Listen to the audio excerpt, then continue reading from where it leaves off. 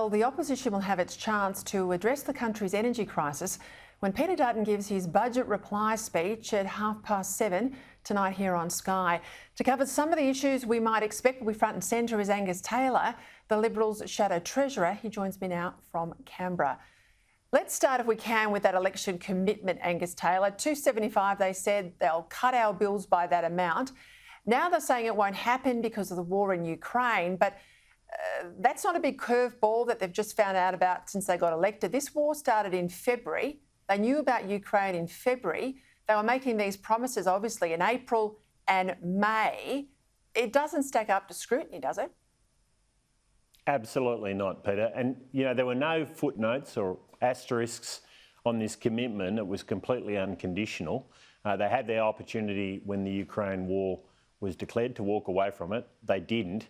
They're only walking away from it now, Peter, after the election. We had the amazing spectacle this week of the Treasurer, Jim Chalmers, one moment claiming that the $275 reduction was in the budget, and then an hour later having to retract that in embarrassing circumstances in question time, and to admit that, in fact, in the budget was a 56% electricity price increase over the next 2 years alone.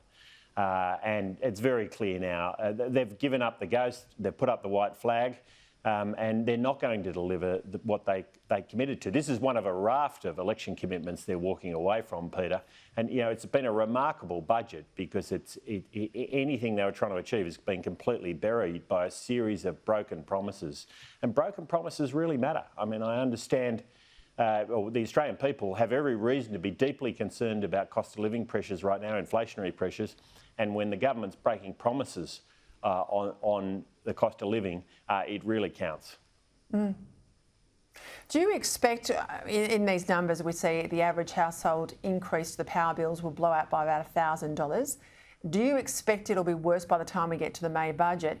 But more importantly, I suppose, when the Treasurer and the PM are asked the question, I mean, how are people supposed to make ends meet? They point to what they call cost of living relief in the budget, but that's things like childcare. Now, childcare is relevant if you haven't got a child at school, but for everybody else who their kids might be at school or they've left home or they're retirees on fixed incomes, where's their relief?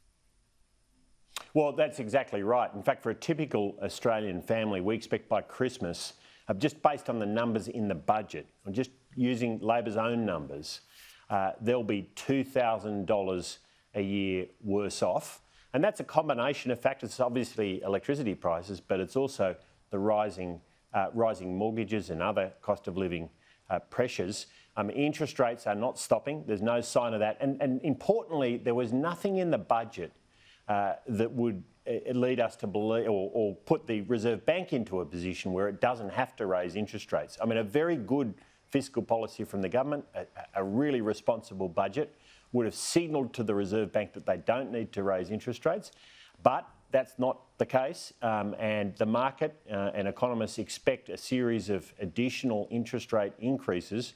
Already we've seen a whole series of these. We're at 2.6%, but it is set to get much, much worse over the coming months. And mortgage belt suburbs are really going to pay for the price for this, including in my electorate, Peter.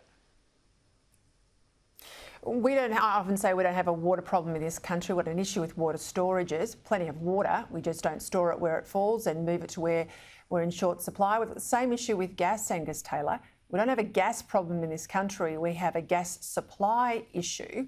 What do we need to do about gas? Well, supply. You've got to get more gas into the domestic network. Now, we faced a challenging situation back in 2016, and the answer to that was to work with the gas producers to get more gas from out under the ground and more gas into our domestic network, and it worked. It brought prices down remarkably. They peaked up around as high as $20 a gigajoule, and they came down to around $5, and that drove down the price of electricity as well. We saw an 8% reduction in a typical household bill over that time period. So it's a very simple solution. You just got to get more supply. Now, the problem for this government is they don't want to approve more gas. There's a big fight within the Labor Party about gas. The vast majority of the Labor caucus doesn't want more gas, doesn't like gas. There are some who are more positive about it, but I think that they haven't got the numbers. And the truth is, it's going to be very difficult for them to get more gas out and more gas into the domestic network, given they don't like gas and they don't like the gas companies. I want to go to the speech tonight from the opposition leader. I worked on, goodness me, 6 or 7 of them, I suppose, in my time. I know a lot of people hold the pen, if I can use that term. I suspect you've had plenty of input in it. I said the Tuesday night budget is the first sense we had of what the Albanese government looks like. I think this speech will be the first sense people have of what the Dutton opposition looks like. You'll obviously be turning the page, I suspect, on the Morrison government here as well. What can we expect? Well, Peter, I've said since the election, the most important thing for us is to get back to our core values. This is what our supporters want, but it's also what Australians want. It's what we do best. There's no point us being something different from what we are. What does that mean in practice? It means lower taxes, and you'll hear Peter Dutton talk about the importance of the stage 3 tax cuts. This is really fundamental stuff. If we can get to the point where the vast majority of Australians can know, if they work a bit harder, if they invest in their business, they can keep 70 cents in the dollar in their pocket without inflation deteriorating that through pushing them up into higher tax brackets, without the possibility that the government's going to take it away from them. 70 cents in the dollar, that's a really big deal. It changes the way people think, and it rewards aspiration, it rewards hard work, and that's what we believe in. So tax is going to be a really important part of this. Responsible budgets. I mean, what we've seen in Labor's budget is a deterioration in the budget over the next few years, despite the fact that they're getting an extra $142 billion in tax revenues versus what we saw in March. So massive increase in tax revenues, but they're spending it and they're running bigger deficits. That's not the way to run a country, particularly. And values, please, Angus, please tell me we're going to get some values in there.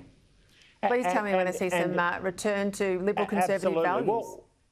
Well, I mean, Liberal Conservative values, we believe in rewarding aspiration. We also believe in making sure we've got the platform there for people to go and run businesses and live their lives, and that means affordable energy, Peter, which is, of course, one of the points we've just been talking about. But these are value-based policies, and we do have to get back to those core values. There's no question about that. Right, well, we'll watch with Ernest at 7:30. Angus Taylor, thank you.